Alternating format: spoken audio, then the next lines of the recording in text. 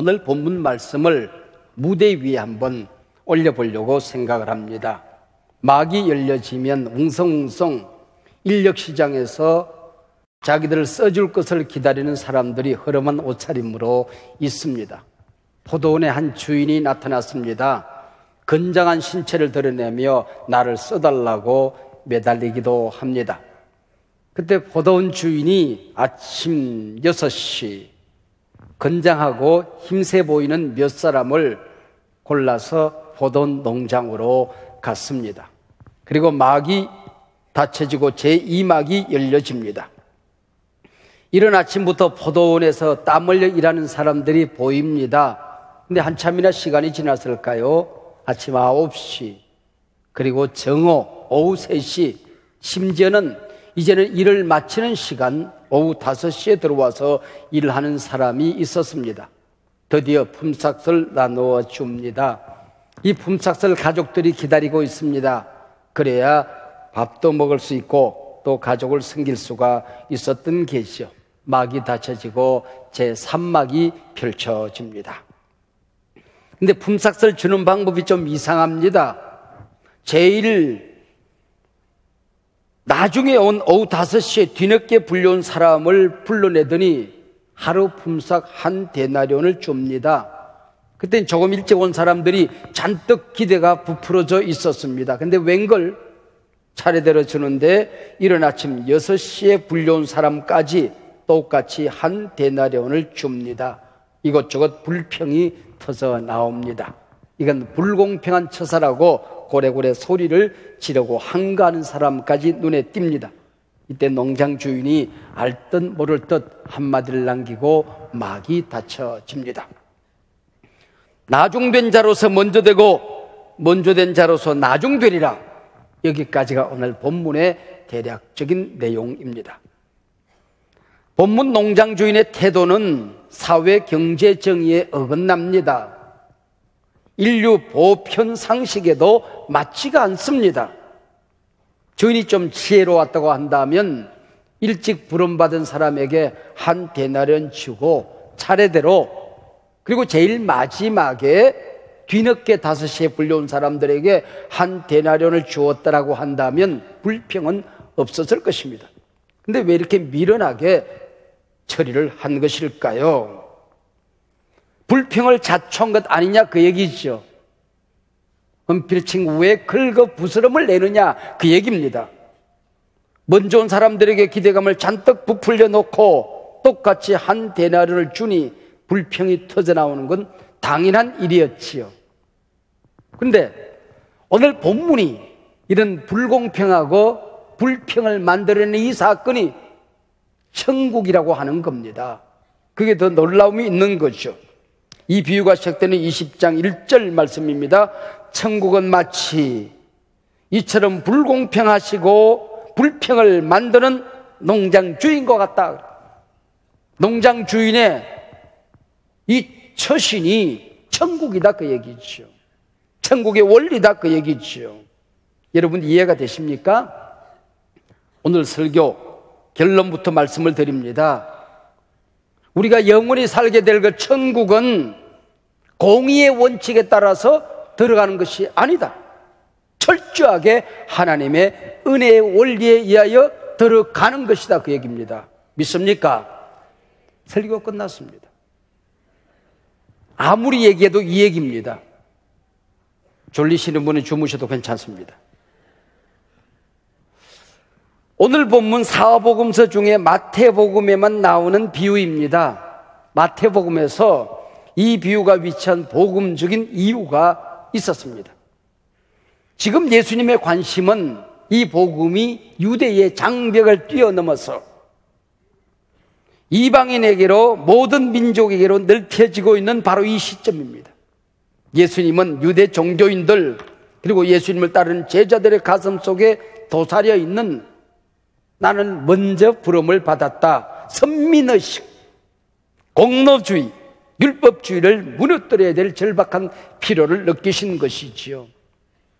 그래서 한 장 앞으로 가면은 19장이 나오게 되는데 거기 보면은 부자가 천국 들어가기가 얼마나 어려운지 낙타가 바늘기로 들어가는 것보다 더 어렵다고요.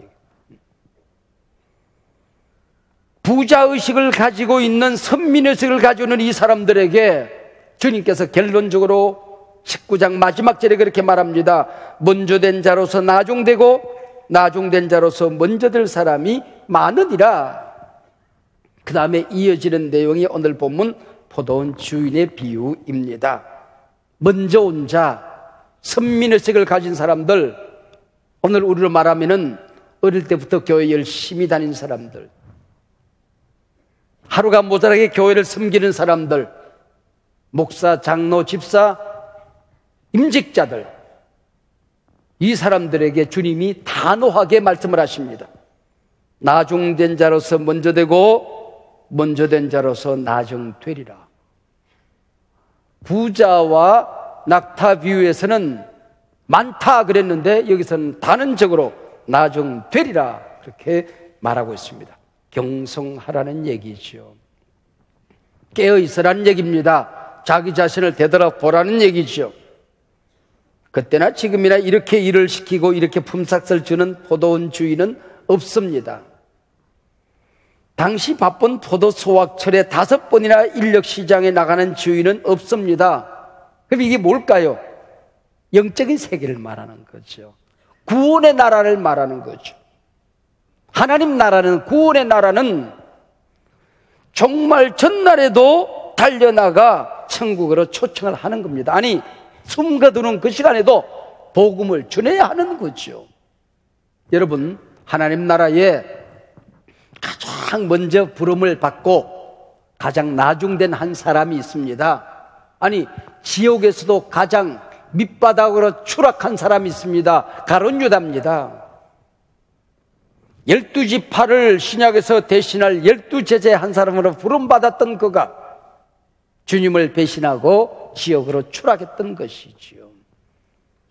제일 나중에 부름받고 나군을 선물로 받은 사람이 있습니다. 오름편 강도입니다. 죽음의 자리에서 당신의 나라에 임할 때에 나를 기억하세요. 이 한마디로 네가 오늘 나와 함께 나군에 있으리라. 하나님 나라를 선물로 받았단 말이죠. 그래서 존경하는 인물 그러면 이 사람이라며. 예수님 구원하러 이 땅에 오신 지 2018년이 되었습니다. 우리 민족은 해질녘 오후 5시에 부름받은 민족입니다. 이제 겨우 선교 역사 130년입니다.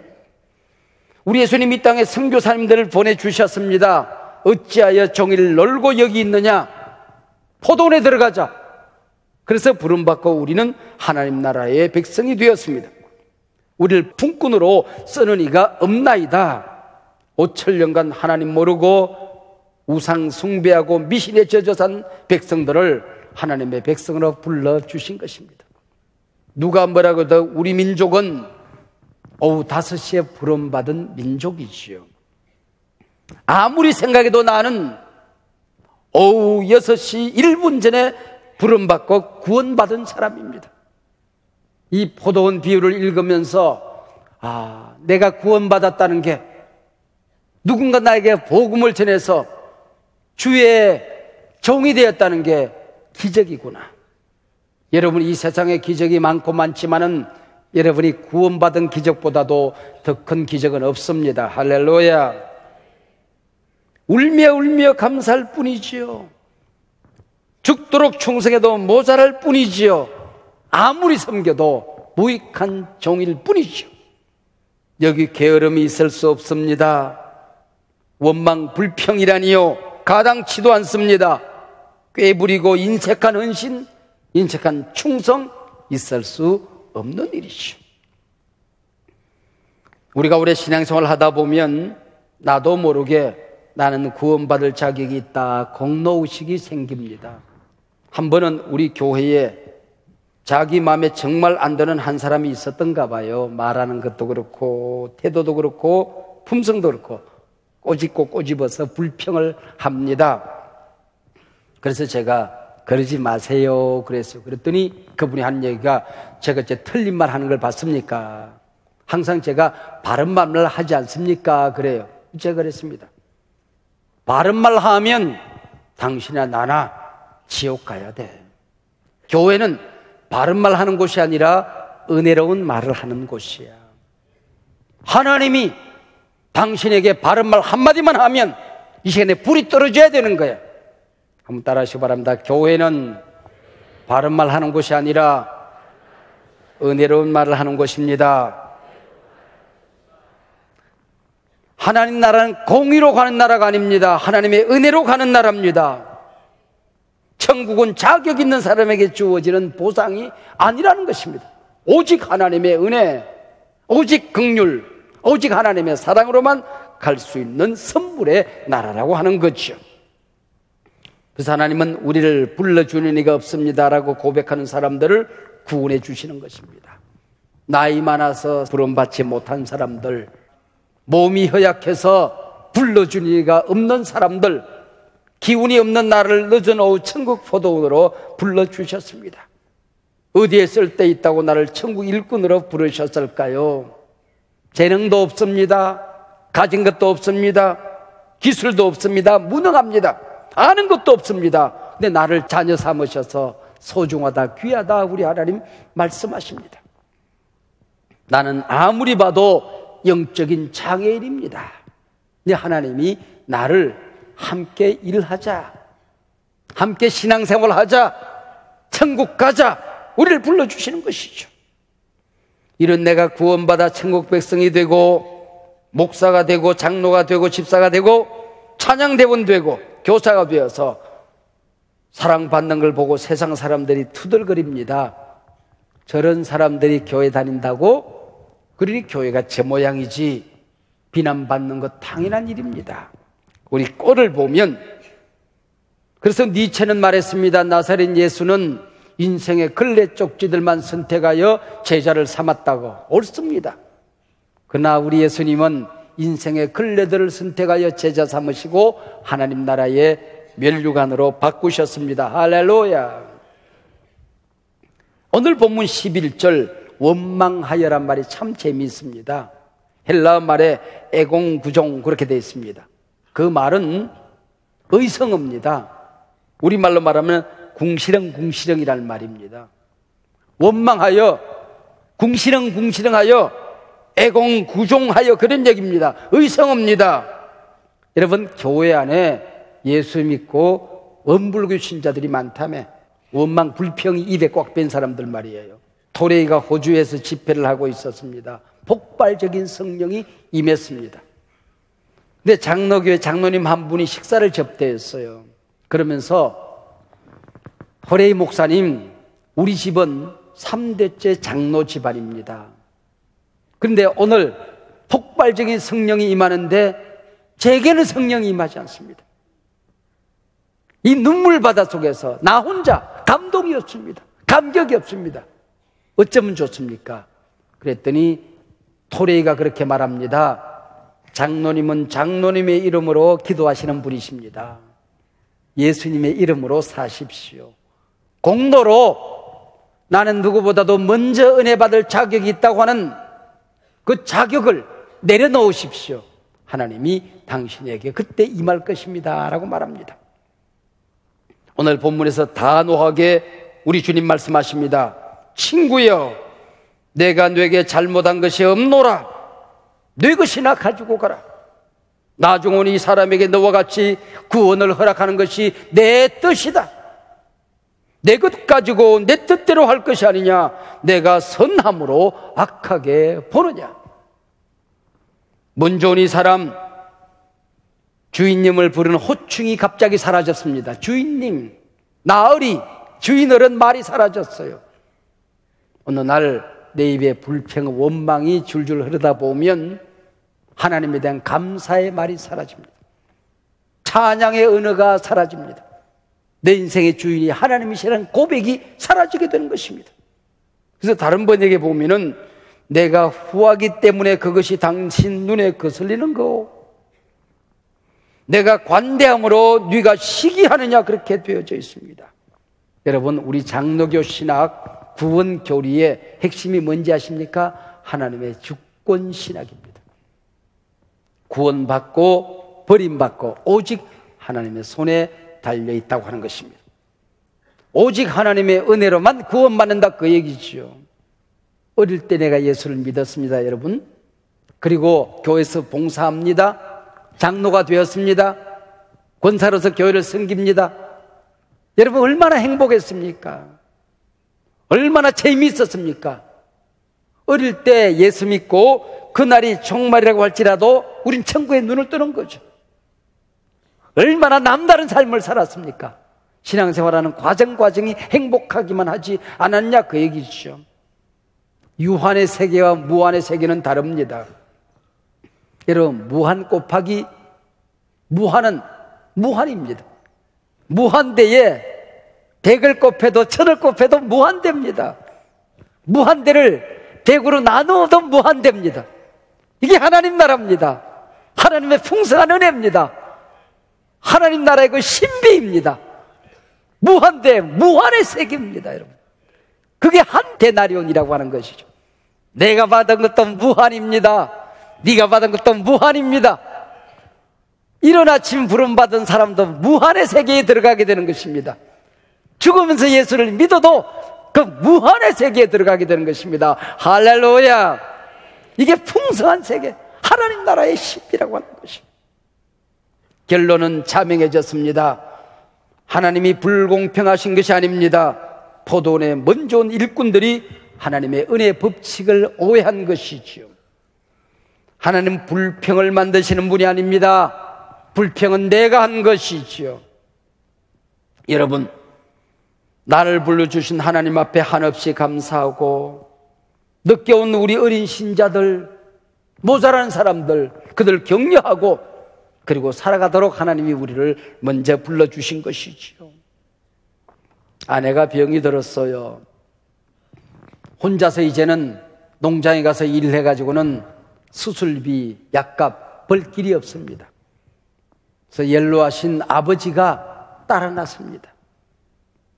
나도 한 푼이라도 벌어야지. 허리 고부라진 어머니가 따라 났습니다. 철도 들지 않는 어린 자식이 인력시장에 따라 났습니다. 사람들이 모여있는데 농장 주인이 나타나서 이른 아침 6시 진짜 건장하고 일잘하게 생긴 아버지 한 사람을 골라서 갑니다. 그나마 다행이지요. 근데 시간이 지났는데 보니까 철없는 자식이 거기에 푹 숙이고 농장에 나타나요. 손을 흔들고 자식을 맞이했습니다. 해가 서산해질 시간이 됐어요. 오후 5시. 근데 허리 고부라진 어머니, 연로하신 아버지가 작대기 잡고 나타납니다. 그리고 농장 주인이 품삯을 주는데 노인장 이리 오시오. 한 데나리온 줍니다. 할머니 이리 오세요. 한 데나리온 줍니다. 얘야 이리 오느라 수고했다. 한 데나리온 줍니다. 그리고 일찍 새벽부터 와서 일했던 자기 자신을 부르더니 수고했소. 한 데나리온 줍니다. 이거 받아들고 소리 지르는 아버지가 있을까요?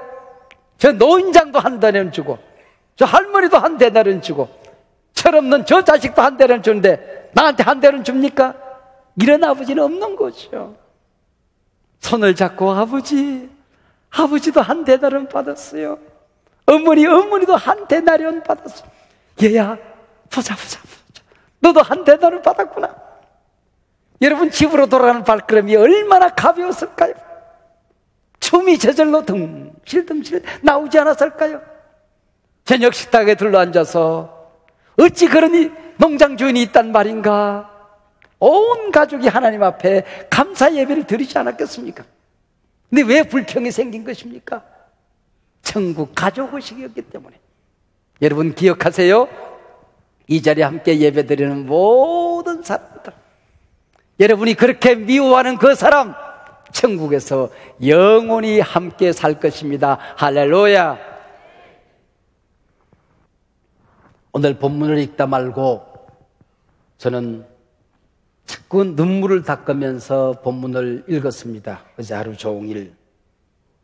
제 주변의 목사님들 보면 목사 장로 아들로 태어나서 어릴 때부터 착하게 산 사람들, 순결하게 살다가 목사가 된 사람들이 참 많이 있습니다. 근데 나는 쿤타킨테야. 내가 제일 먼저 예수 믿었어. 산골마을 하늘이 보이지 않는 숲속 초가집에서 태어났습니다. 고아처럼 호르몬이 밑에서 야생마처럼 살 수밖에 없었습니다. 내 친구들 보면 학창시절 범생이가 되어서 늘 성경책 품에 끼고 가정예배 드리면서 산 사람들입니다. 저는 고등학교 1학년 초 어쩌다 불량배 친구들과 어울려 놀다가 한 달이 채 지나지 않아서 휴학계를 내버리고 말았습니다. 1년 동안 전국을 떠도는 가출 청소년이 되었습니다. 떠돌이 청소년이 되어서 다녔습니다. 세탁소에 취직을 해서 다리미질을 했고, 또 시골에 막걸리 집에 취직을 해서 손으로 막걸리를 빚어서 경운기에 막걸리를 싣고 배달하고 밥을 먹고 살았습니다. 다시 입학을 해서 고등학교 3학년 한창 대학 입시 준비를 해야 될 그 시간에 학생회장이라는 녀석이 서클 활동을 한다고 퇴학을 당했습니다. 다시 선생님들이 회의를 해서 퇴학은 너무 심하니 무기정학을 시키자. 그래서 형량이 낮아졌습니다. 공부를 못하고 한 달 이상 반성문만 썼습니다. 그러니 좋은 대학 간다는 것은 접을 수밖에 없었습니다.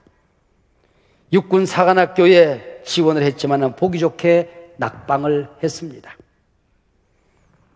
내 어머니 간장에 녹아서 일찍 돌아가셨다면 청소년 시절 속 썩이는 자식 때문에 아마 돌아가셨을 것입니다. 신학교를 졸업했습니다. 그럭저럭 호주 멜버른 한인교회에 선교사로 부름을 받았습니다. 노모님을 남겨두고 외국에 갈 수 없다는 핑계를 대며 선교사의 부름을 거절한 죄인입니다. 혼자 몸으로 힘들게 독하게 살아서 긍휼의 은사도 없고 품성도 다듬어져 있지 못하고 남들을 배려하는 일들도 너무나 모자라는 사람입니다. 저 자신 아무리 생각해도 하나님의 포도원에 부름받아 일할 만한 그릇이 못 됩니다. 네, 하나님, 오늘은 이 농장에서 일을 하자, 내일은 저 농장에서 일을 하자.